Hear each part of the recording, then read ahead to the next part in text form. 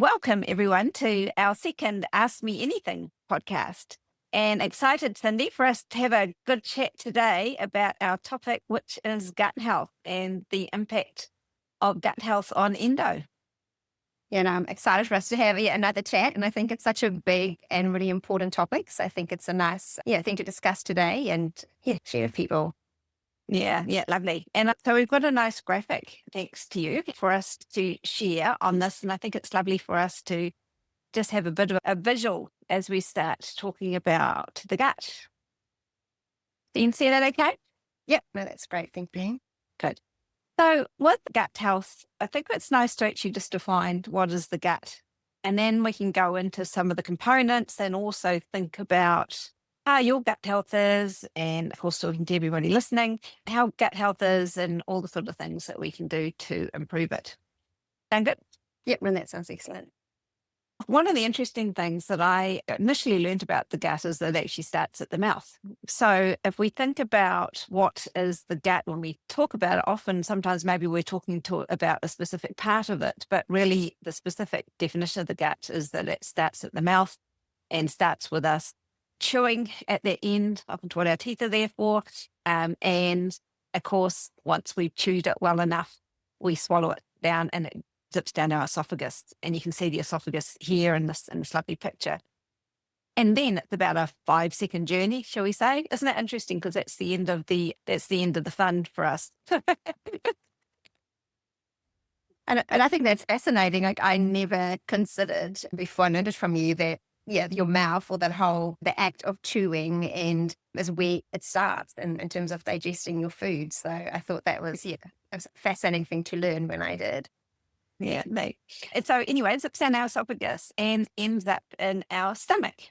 You can see the stomach sitting there on the opposite side than the liver. It's basically under a rib cage on our left-hand side. And it happens our heart is actually sort of cuddled in the middle between the stomach and the liver, but not in this diagram. And then the stomach. So the stomach really is there to break down proteins. And it's actually ends up being full with lots of hydrochloric acid.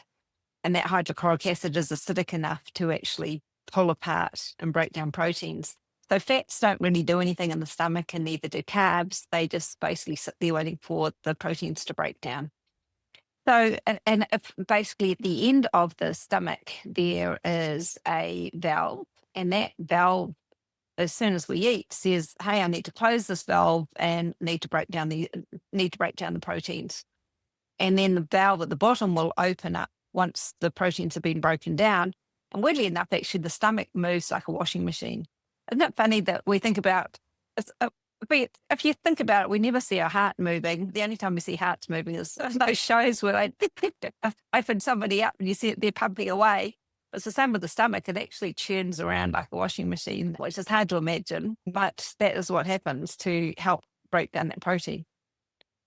You always think food is just sitting there in this liquid, but not actually, you need the movement. A whole wild ride in there. And so some food may stay in that stomach for 3 hours or so, waiting for everything to break down.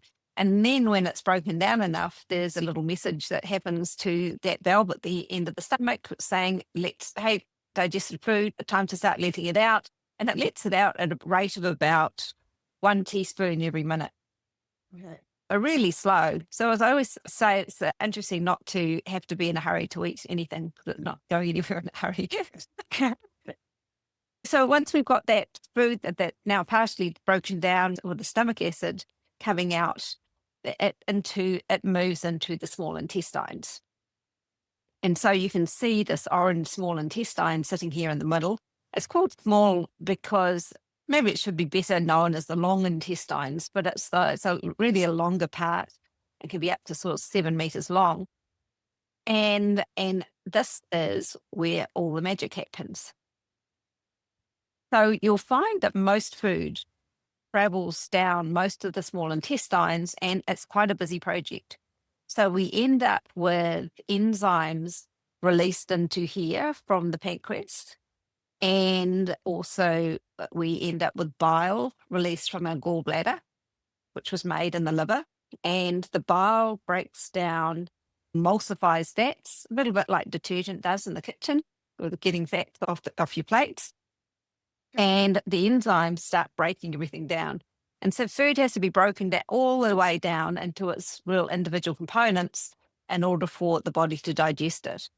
And so I always say you're not what you eat, you're actually what you absorb. And we can have all sorts of issues going on with some of these processes, which means maybe not enough enzymes, for example, that we're not actually necessarily getting everything that we think just because we're eating it, that we're necessarily getting it.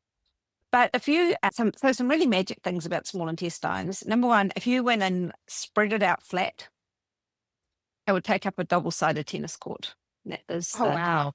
and that is, and the way that it does that is it has what's called villi, which means it goes up and down if you look at the cross section, which actually reminds me of the bottom of the ocean. You have all those lovely organisms that sit there and they're trying to trap as much nutrients as possible from them. So those villi are very much just like that, but in our stomach and in our small intestines. And the whole idea with those is that they are really trying to absorb as much of the little nutrients that are floating around inside the small intestines. Think of it like a tube, and the villi on the inner side of the tube taking nutrients in and enabling us to create nutrients, get nutrients. And the other weird thing about that small intestines, which is why we can end up having some difficulty with digestion, is that is only one, those little villi, they're only one cell thick. So we can end up easily having things like what they talk about, leaky gut. That is something that happens in the small intestines, and it's where things rip or get inflamed and rip and creating holes, which of course ends up letting in more pieces that are too big for us to use as food. So that's the small intestines, and food can spend many hours in the small intestines breaking down and being absorbed. And anything that isn't absorbed into the body ends up continuing to go through all the small intestines and out to the large intestine. And on this diagram, so it would start on the right-hand side of the body and go up, go across, and then go down, and then, of course, out. And that is the whole gut, one end to the other. Crazy, hey? Amazing. And so once food is in the large intestine, is there still absorption happening there, or is that really just anything that hasn't been absorbed is being pushed out for our body to get rid of it? Oh, yeah, good question. So there's a couple of things that happen in the large intestine. Number one, this is where all our gut bacteria live. So we talk about the whole idea that we're 10% human and 90% gut bacteria, because there's 10 trillion of our cells and 100 trillion of them. And they all live in the large intestine. And what they do is they basically take the fibers and other foods that we haven't broken down, and it's like our trash is their treasure. And they use that as energy, but it is a symbiosis process too. So as a result of them breaking down these fibers, they release what they call short chain fatty acids and other nutrients, and even some vitamins that we get out of this process. So we actually still get a little bit more nutrients out of that large intestines. But of course, that big job is really creating that, as well as enabling anything that we don't need to leave the body as well. Yeah. And the other, when we think about this, and some of the things that people ask me was, how long should it take to get one end to the other? And also, how many times should we be going bathroom a day? Yeah. And so really that process ideally would take anywhere between 18 and 24 hours. Okay. That's actually a long time. It's much longer than what I would have thought. And it's quite a commitment, isn't it? Yes. Yeah. Yeah. So that's the transition. And then so part of just noticing something's going wrong is that transition can get shorter or longer. So if we think about maybe the transition happening faster, then that may mean that we're not really absorbing as much nutrients, because there wouldn't be as much time to do that. And that's, of course, when we can end up with diarrhea and things moving through faster. And that could happen from anywhere, because we're maybe a poison. We've eaten something poisonous and the body's, let's get this out in a hurry, through to issues with absorption in the small intestine. And then the second thing is, when we think about things taking too long, then maybe food is getting or broken down. Food is really not moving through as fast as it should. And that movement through the whole digestive system, it uses muscles. Those muscles in the walls of all skin around here, and it's called peristalsis as it moves through. So if we think about maybe a lack of motility, and that might be with what happens when somebody's maybe not going bathroom every day, or I've had some clients who end up coming to me because they're only going bathroom a few times a month. Oh, wow. And then we go, actually, what that's doing, really our body's probably ending up with a lot of toxic buildup in there. And so important to start moving it through. And when it comes to what sort of things can we do to move it through, often the first thing I look at is hydration. Are they drinking enough? But it's not always that. It could also be, are they getting enough protein? Are they getting enough fat? And are they getting enough fiber? Because those things can really help move through. And sometimes it's the balance between all of these things. And for some, it's protein, but for others, it's fiber. So it's really just having a little look at what's going on in terms of moving things through. How's that for a bit of a starting point of talking about the gut? I think it's fascinating. And I think even I think so often if you say, oh, I've got a tummy ache, or kids say, oh, my tummy hurts, we tend to hold down the bottom where our small intestines are, but yet our stomachs is really high. And so I think it's even interesting that we still say my stomach hurts, but it's actually, so I think it's that. Yes. It's fascinating. Well, actually, but also often when we've got issues with our stomach, we call it heartburn. Yes. Isn't that? Yeah. Interesting just to note where things are and what we can do about things, because I always learned that if we've got issues, the higher up the issues are, the more it's going to impact everything the whole way down. That makes sense. No, it has to move through. Yeah. Yes, that is called the 30-foot journey, and from one end to the other. It is, man. I think even considering the actual length of the small intestine, like I say, it's so long. And that's actually, if you had to imagine a long rope, that's a significant amount of sort of space or tube for your food to travel through. And and amazingly, all through their journey, all the absorption happening. And I think too, what's fascinating is, again, the way things are being actually digested, so that the proteins are being digested in the stomach, and your carbs and fat is just waiting until the next stage. And so the fact that there is a real system to that too is not something that I would have thought about before. You just assume, it's all just in there now, it will just all be used and absorbed. Yes, no, I agree. I never quite understood why we talked about carbs and proteins and fats and what is that everything, but really they are the three key macronutrients. And weirdly enough, the only one that we actually start breaking down in our mouth is carbs, which is why carbs taste great. We all love carbs, right? Yes. So they're the only ones that taste. Fat actually doesn't taste like anything, and neither does protein. It's really the carbs one that we're actually tasting. So as a result, we enjoy that taste. And interesting, the more you actually choose something, even if you try this with even bread or rice or potatoes, but the longer you chew it, actually the sweeter it gets, because we're basically breaking down more and more of the carbohydrate molecules into sugar in our mouth. Yeah, it's really fascinating. So on that too, and I know you have talked to me before about really being mindful when we're eating to slow down enough to chew our food and not just scoffing it down.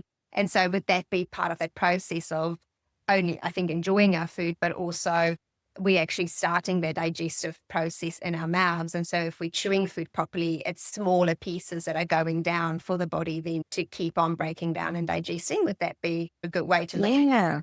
Yeah, what a great thought. But you're right, isn't it interesting when we think we've got gut issues and what can we do, and it's down there, but actually even the way that we ingest our food can have a really big impact on everything else. So if we can, number one, if we think about a meal, if we can be in a nice relaxed state. We talk about rest and digest sort of state, a nice calm state, which is, if we're busy working or running around with the kids, whatever it is, to actually just to stop and take some deep breaths or sit down or have a gratitude process but just slow down, and our body gets ready for these things. And weirdly enough, actually the first phase of digestion is what they call the cephalic phase of digestion, which is when we haven't even started eating it, but we're smelling it and we're thinking about it, right? And the mouth starts salivating, and that is, but all these other processes happen right through the body, just like that saliva in our mouth going, all right, I'm getting ready for this food. There's actually nothing in our stomach when we're not eating. We're running around playing, nothing in our stomach. And then we sit down and go, wow, that smells amazing. Our stomach starts getting ready for that food to come in. So if we can slow down these processes, our whole body has more time to create the enzymes and everything we're going to need for this whole big process. I like that. And actually, you're so true. It's like it's priming us for what's to come. And how often are you out and about and you smell like a beautiful smell of garlic or food, and you straight away think about your next meal or how amazing that would be, and you feel hungry, but it is just the smell that you've encountered. How powerful that is to, I suppose, signal to the body to get ready because there could be food coming. Reminds me of sort of that slow cooking, slow eating movement. There's so many valuable things for us to do. And we've got some real challenges with our energy and other things. Well, our digestive system may have challenges with energy as well. So how can we just make things slower and easier for it? And I think along those lines too, we think about food timing as well. Then often when I talk to people and we first start working with people, we talk about when they're eating, and if you could almost graph how much someone's eating across the day. A lot of people have so really loaded it towards the end of the day. So most of their calories, if you like, or most of their food is coming in after 5 o'clock. So this whole 18-hour process is starting then. And so I actually work really hard to make sure most of my food is actually before 5 o'clock. And I still have a nice dinner, but I'm not sitting there going, give me food. My body's actually had a really lovely day where I have basically fed it during the day. I fed it for the day rather than feeding it for tomorrow. Yeah. And so the slowing down, thinking about just that chewing and getting as much surface area for all those enzymes to work with the food, so much more helpful on the rest of the body. Otherwise, it's got to deal with what it gets. I love that. Yeah, feeding it. We've been feeding our body, for the day, not for tomorrow, because it's so true. And I think because we're in a rush in the morning, and so we might grab a piece of toast, and then the evening is this very beautiful but heavy meal, and often it's probably late at night. And as a question too, would that affect sleep? If I was, say, having my meal at sort of 9 at night and then wanting to go to bed by 10 and then having this really big meal, how could that look for in terms of impacting my sleep quality or? Really neat question. And I think if we can try to eat our dinner at least 3 hours before going to sleep, then it's really going to move out of our stomach and actually, like you say, give us the opportunity to sleep better, because your body wants to do other things during the night. I make the joke that people should put signs on their head saying, I'm really busy in here while they're sleeping, because their liver is busy cleaning things up, and it's a real cleaning time. That's actually why you can wake up in the morning and if you've not had a good night's sleep, you can feel like you're fuzzy brain, because you actually really are fuzzy brain. There's all this debris in there that really hasn't been cleaned up properly. And that can cause all sorts of fatigue across the body and inflammation and everything else. So if we can make night a real peaceful time of resting, then that's going to be really helpful. And that is the benefit of stopping early. So I always love the phrase of closing the kitchen at night. So I'll try to have dinner around 6 o'clock and then close the kitchen around 7:30. And that gives me quite a few hours before going to bed to just let everything to rest. Yeah. Yeah, I think and if we think about it, I know that we always refer to things as the body having a different project if it's busy working. And so that makes sense if the night is the time that our bodies are restoring things and our minds are organizing things. And if we now give our body this additional project but also you've got to break down and absorb and process all of this food, then it will, take away from the other ones or not maybe do them all as well. And so I can see how yeah, it's a really, yeah, prioritizing the healing and restoring at night and then having the food earlier makes a lot of sense. Yeah, yeah, exactly. And then, Helen, do you think that there is a relationship or a link between gut health or maybe having things like IBS and having endo? Do you see that in your practice that there is often a crossover? Yeah, having worked with over 500 people now, I have never met anybody with endo who doesn't have IBS. So we've got to say that there's a relationship between those. And I do feel like an almost part of our healing of endos as part of this is really healing the gut. Yeah. And if you imagine that the gut, even in terms of its job of giving you all the micronutrients and macronutrients that your body needs to do what it needs to do, if it's not getting those, then how's our body going to heal anyway? So there's part about that. But also, I feel like often there can be different times of the month where different things are going on with the gut, or that there's extra pain associated with the gut that is maybe impacting endo. So I feel it can go both ways too. The endo can impact the gut health and the gut health can impact the endo. And if you think about endometriosis as an inflammatory condition and then think about the gut getting inflamed, then you just imagine how one can inflame the other. Yeah. And do you think that also makes it difficult when you're trying to maybe you track your symptoms or communicate with practitioners when you're probably trying to actually decipher what is gut and what isn't? And so I can see how that can Yes. become quite complex to know, which one is which.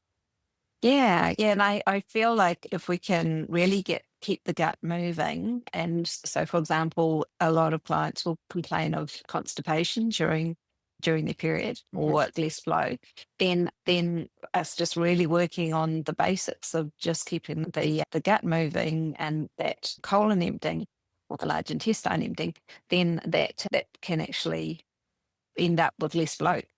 Or we end up with also foods that maybe really our gut's actually quite sensitive to, but we don't necessarily notice. Yeah. And that can definitely happen when you have the same food each day too. We can end up with not noticing its effect and then how much that inflammation there has causes some inflammation, of course, in terms of the endo as well. And I think often, like you say, if there's not a really adverse reaction to eating something, it could just be there in the background causing all this inflammation and we're not aware of it. And if it's something we love or enjoy or not realizing it's doing us any harm, we just keep consuming it. And so it just keeps building. And so I think that's a good sort of reminder to maybe be really mindful of what we are eating, or if we're noticing that we are maybe feeling worse or feeling better, to think, what did I not eat, or what maybe am I eating more of, or to try and find a pattern as well. Yeah, yeah, and this is where a food diary can be really helpful. Of course, I use the food mood prep diaries, but the nice thing about them is that you can actually start finding some potential patterns, because sometimes it's not that you have pain then, that's the next day the pain comes on. And now that we've talked about the journey, you can see why that may be the case, that things take a little bit longer to show up for us. For me, I never realized that gluten had any impact on me. I'd have a gluten meal and I might say go for a run in the afternoon, and I ended up with a really bloated, the whole looking pregnant look, bloating happening while I was out exercising. So I thought the exercise was doing it and never quite realized that it was actually the food. So really finding some ways to notice what improves when we think about some of the dietary things, which we can go into in more detail if you like to. Yeah, and I think that's so true. And again, I think coming back to that, not having a full understanding is, I always thought if I was sensitive to something, I will notice at the time of eating. So within 5 or 10 minutes, I should feel a symptom if I was sensitive to it. But as you say, it can actually be hours later or the next day, that your body, once it starts actually needing to break it down and process it, that you experience your symptoms. And so it's not Ooh, always as mm. obvious to us if there is something that we need to find. No, I've got a classic stories of people who'll tell me on Tuesday that they don't know why the energy is so rough on Tuesday, and they were so perfect on Monday, and everything seemed amazing. Not sure what's going on, and often say to them, "What did you do Saturday night?" And then I often get the so it's quite interesting how long it can take for things to impact inflammation or pain or energy levels or our brain health. All of those things can actually be quite a few days before they show other signs in the body. Yeah. Yeah. And I think that's why it's so great that you do so much tracking when we work with you too, because it is about that, like looking at the whole of us and what we do and finding those patterns and links so that we are able to make different choices that support us better. And I think without that, you're almost just stabbing in the dark and thinking, is it this or is it this? But it's really good to have that data there that you can go, yeah, this is the thing that's causing it. And, Yeah, exactly. yeah. And then in terms of also the gut and how we feel, Tuesdayitis that we get, is there also a link between, say, the gut and the brain? I think there's lots of things that I've heard about. Is our second brain, what is that link and how do you see that working or connecting? Yeah, I've always found it fascinating, the whole idea that of our gut being our second brain. And I think one of the ways to think about it is this, what they call the vagus nerve. But the vagus nerve almost sounds like it's one line, but like the esophagus, but it's not. It's actually got like multiple connections the whole way down the gut and linking up to the brain. And when it comes to scientists looking at that communication, they realize that most of the communication goes up. So most of the communication starts from the gut. So the gut's continuing to tell the brain how it is. Okay. And so I often feel that there's a mirror between the brain and the gut. So when someone says that they're feeling overwhelmed or upset or depressed, I'm thinking, what is that how the gut is? Because I noticed so many improvements in brain health by getting gut health right.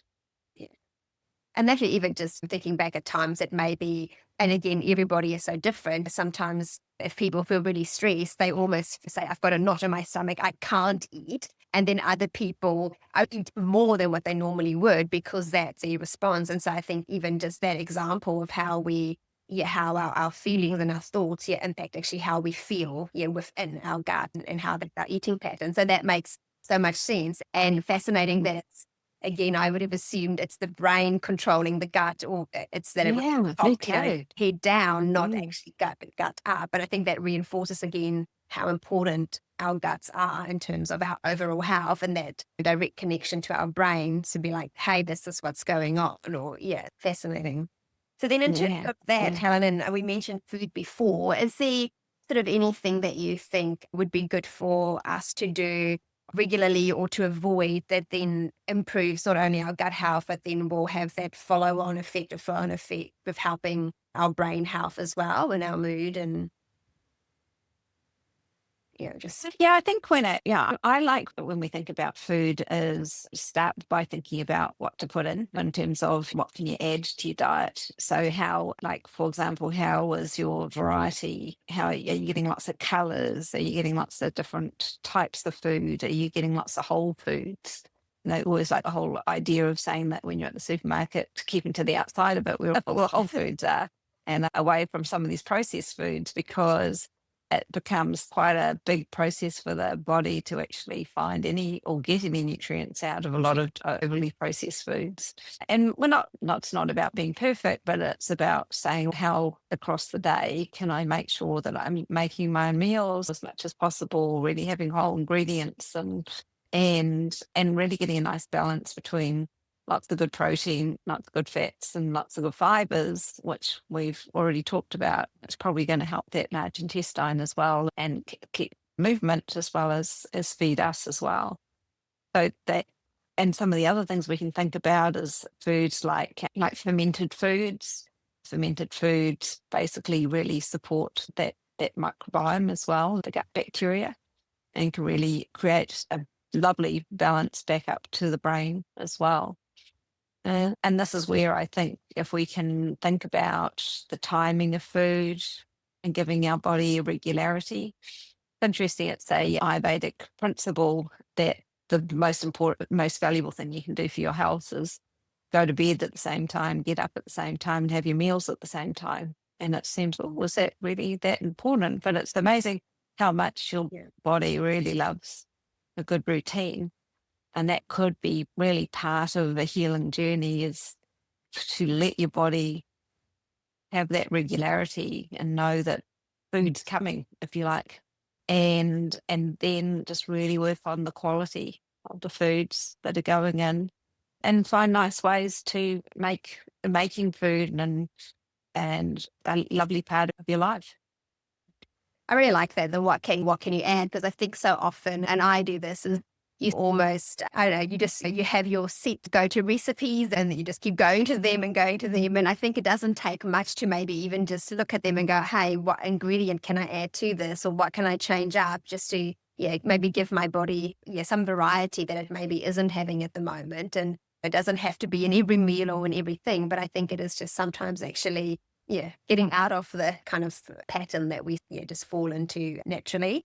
And I think that what you're saying about the having that regularity for our body, I suppose in a way too, I think our body knows what's coming, but it probably aids in that idea of the rest and digest, that our body is calm because it's not worrying about, will I be fed today, or will I, so much of our responses can still be within that fight or flight. But if your body knows, hey, every morning at 7, I'm going to get food, I don't have to panic about that. And so I suppose it does create a real calm internally for our systems to know, well, it's okay if I'm tired because I know bedtime is coming up. And I think it's a nice way to look at that, I think, rather than, oh, I've got to structure my whole day around this. Yes. And I found for myself, but I also seen a lot of other clients that often when they come to me, they really limited their diet down. So they might have taken out a number of food groups, and then they read something else that suggested some other food groups. And then by the time we start talking, they're following the elimination of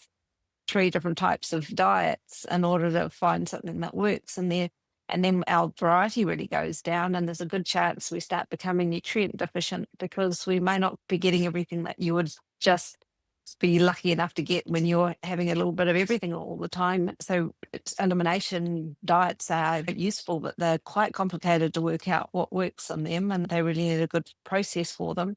And sometimes you can get to the root cause of what is the food that doesn't work for you, but with the whole idea, you can bring everything else back. Yeah.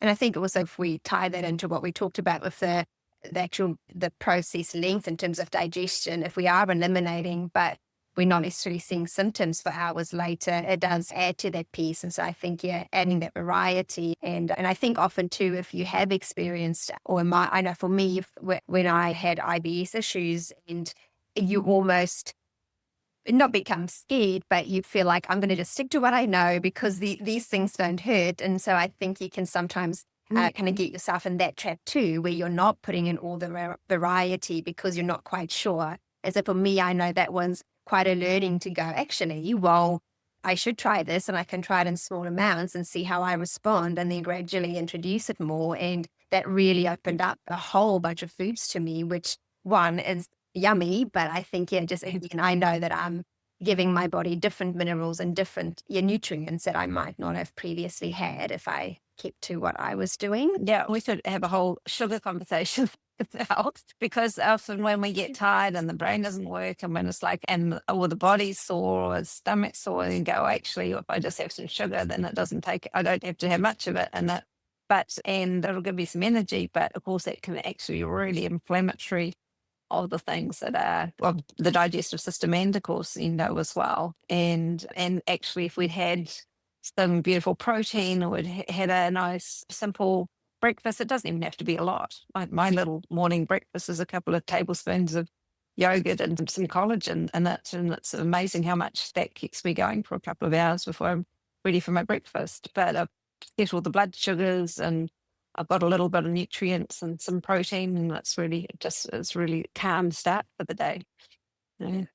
I think I haven't, but I've heard of other people. But you get to your 3 p.m. slump and you straight away, you don't think I'm going to eat some nuts or eat something. You just naturally reach for those really high sugar or high carb foods, even if you might not feel that good afterwards. And so I think it is, it's really vital, I think, to not give in to that temptation to just want the quick fix, but to say, hey, if I take one more minute and just quickly grab something else, or even just maybe being prepared if you know that it's a time of day that you might feel like reaching for something sugary, or is maybe saying, oh, I'm going to have a little container on my desk with some nuts or a little bar I made, and so prepping for that and then having it there so it eases the availability, I suppose. And so I think Yes. that's Yeah. Yeah.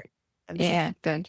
It reminds me about water. But also reminds me of water too, and the whole idea that actually just even being dehydrated can actually make it very confusing to work out what you're hungry for. And so actually that's a really good recommendation if you feel that your cravings are coming on, to actually just go and drink a glass or two of water and see if the cravings are still there or if they've changed.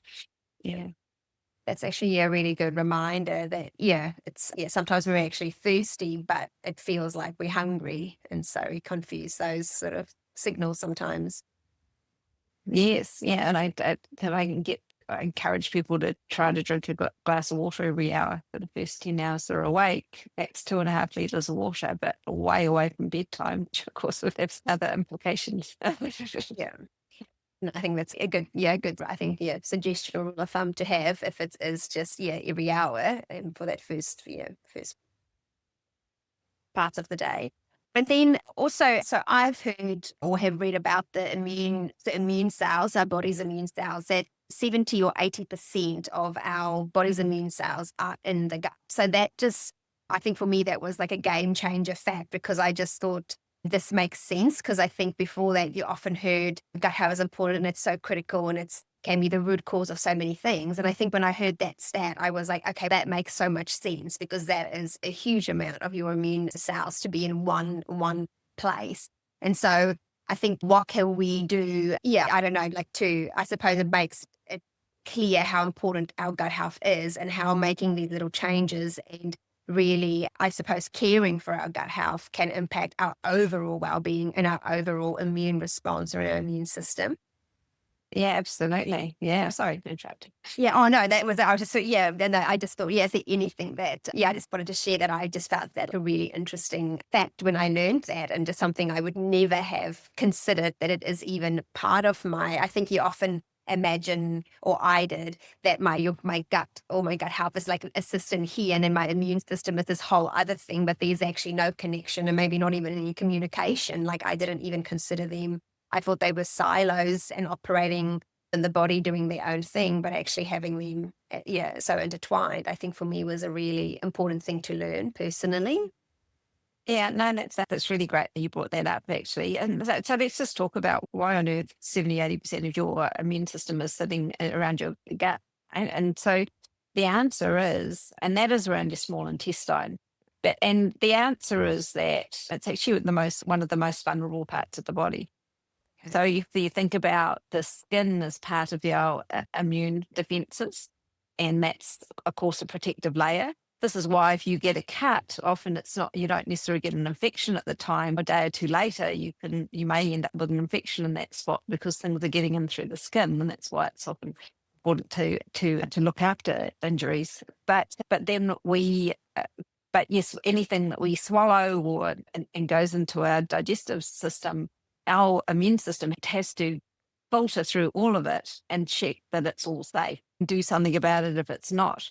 And so basically we do have around 78% of our immune cells sitting around that small intestine, because this is where that magic happens, as I called it, that the food and the broken down is being absorbed into the body at that point. And so that is a very busy time for the immune system.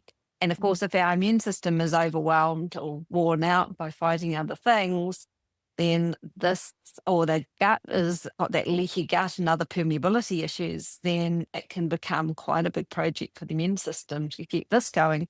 And when the immune system gets busy, it's tiring for us, right? It takes the energy that we might have used for other things. And this is where I think that if we can just really focus on improving our gut health and our foods, and really give our body an opportunity to really get that nutrients right, then the immune system is going to have less of a job, and it's going to be more healthy. And it's amazing how much I find that we improve gut health, we end up being less sick in other ways, less vulnerable to other viruses and bugs. Yeah, and I think that was such a good point. If what we're putting in is supportive for our body, then if there is a pathogen that we eat or that enters, then the immune system isn't busy dealing with the thing that we shouldn't have eaten, but actually it can do its job by getting rid of the nasty than protecting us. So I think, that's it. Yeah. No, thank you for talking about that. I think, it is really fascinating. And it makes a lot of sense because obviously even just sort of what we're eating, even if there's things on our hands, if we haven't cleaned it properly, like so much is actually coming in through our mouths. So makes sense that it is, this vulnerable part of our body and needs protecting. Yeah. And then is there any sort of signs or things that we could look for that maybe is a bit of an indication that, hey, our gut isn't happy? If we're just going along thinking, oh, my gut's amazing. Is there things that you find that actually could be little telltale signs that maybe we should take a bit of a closer look at caring for our gut a bit more? Yeah, I think it's quite the whole idea that all health starts in the gut, starts making us think if there's any problem anywhere, then we should be thinking about what's going on with our gut health. So some of the basics we can think about is the transit times we talked about before. Is it too fast? Is it too slow? Are we getting pain? Are we getting inflammation? Are we feeling okay while we're eating? But then we can make that wider. So we've just talked about the link between the immune system and the gut. So are we getting sick often? And therefore, is that something that improving the gut health could help with?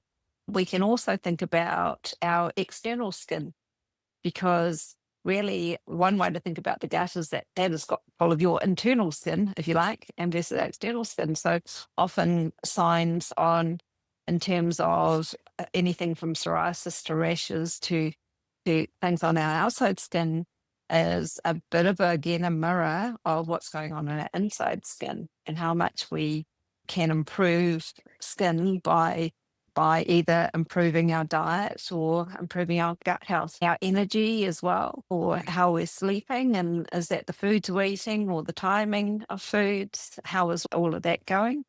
And for example, one of my teachers said that the starting point of healing for anyone is that they need to sleep well, they need to cook well, and they need good blood sugars. Okay. And that is all very much related to diet. But if any of those things are feeling off, and blood sugars, of course, is something that you can easily monitor, and you can get yourself a blood sugar monitor, which is inexpensive at any chemist, and look at your morning blood sugars. And that'll just let you know, is your body in a happy position, or is it undergoing a blood sugar stress? And I think that's a good, actually being able to measure it and track it. And then if you make changes, you'll also see, hey, you're moving in the right direction, and encourage you to keep going because you're actually seeing it in your numbers. So it's a good, a good suggestion. And then probably something that I think applies to all of us in the modern world is there a link between stress, so our external stresses, or even how we perceive things that are happening in our life, so causing stress for us, and then gut health, or whether that impacts or can impact our gut health?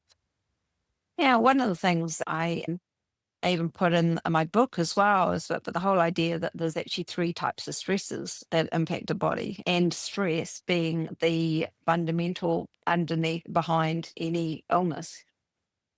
And so those 3 stresses, the first one, as you mentioned, is that perception of things going on in our lives. So it's not the external things happening, it's our perception of them that creates the stress for us, right? And then the second stress can be dietary stress. And we can see how we can end up creating dietary stress by the way we eat, or what we're eating, or how the health of our digestive system. So that can create a stress on our body. And we just talked about how the immune system can really get involved and create another level of fatigue. in our body. And then the third one is internal hidden stresses. And so this is where I feel the endo or other conditions start coming into play, because they actually create a stress on the body because it's not resolving something. Yeah.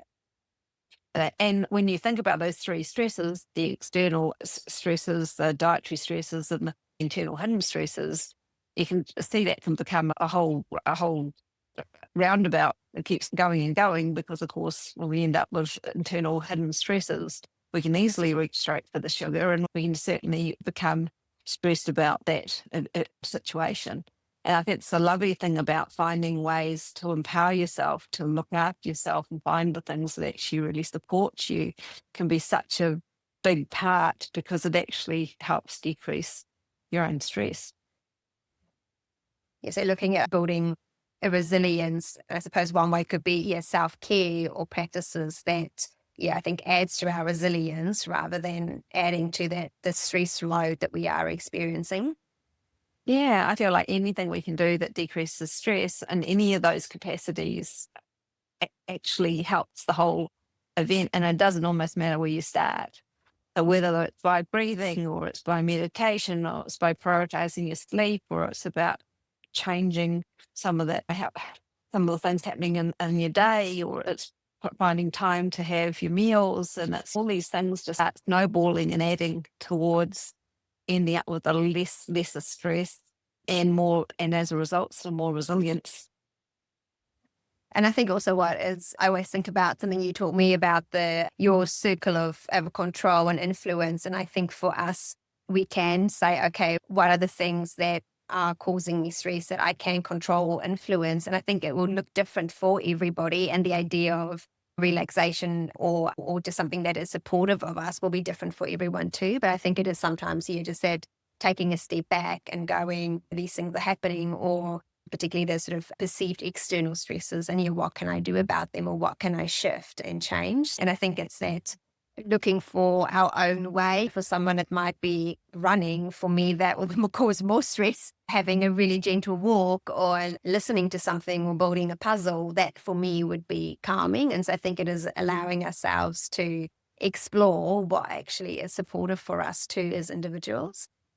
Yeah, I like that. I think that's why it's really nice to actually work out what are the things that need to be in your toolbox to look after yourself, rather than somebody else's list. Because absolutely, you and I love puzzles, but I know other people would find that would not be the definition of relaxing. And tried finding more, but no.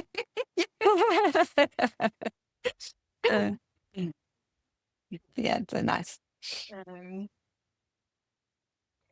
And then I was wondering if there is any sort of just positive stories or outcomes that you've seen in your practice once you've started working with someone and they've made changes to their gut health, and they've started that process of supporting their gut and healing their gut. If there's just any positive outcomes that you can share of things that have happened for them in their life or their health journey. Yeah. There's, as you mentioned, there's a long list of them, but one of the ones that I can think about is someone who came to me who had severe endo pain, but also whose gut was really causing a lot of strife, and also lots of brain fog and low energy.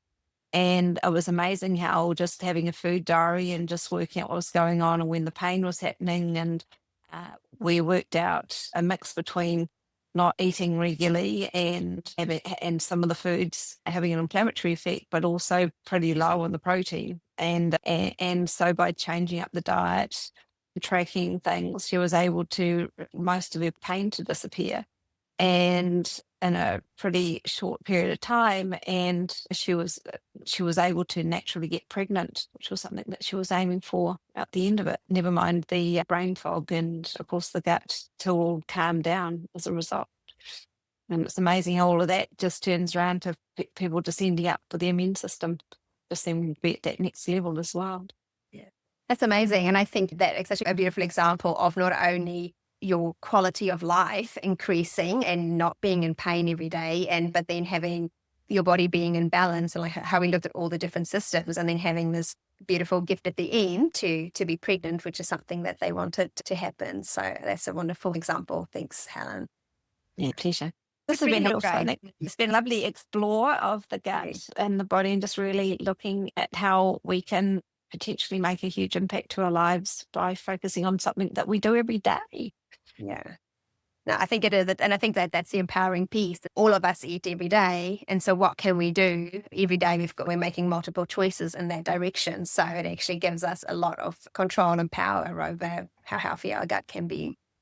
Yeah, and I think that was one of the big things that happened with my transformation as well, is realizing that actually the food can actually be the healing part. That my body's trying to heal, I just need to provide it what it needs to do. And how amazing we can often make very small changes, but they make a enormous difference to the way that the gut works, and therefore the whole rest of the body. Yeah. No, it's exciting. And I think it's, a good reminder for me anyway, to maybe look at things that have slipped or that I'm not doing as well as I used to, or maybe that I'm not doing well at the moment. Yeah. Yeah. We're all work in progress. I feel. Yes, I know. Yeah. Oh, Well, thanks, and it's Ellen. been wonderful. And I hope everyone's enjoyed having our little conversation on gut health, and look forward to seeing everyone next month. Perfect. Bye, everyone. Thanks, Helen. Bye. Bye.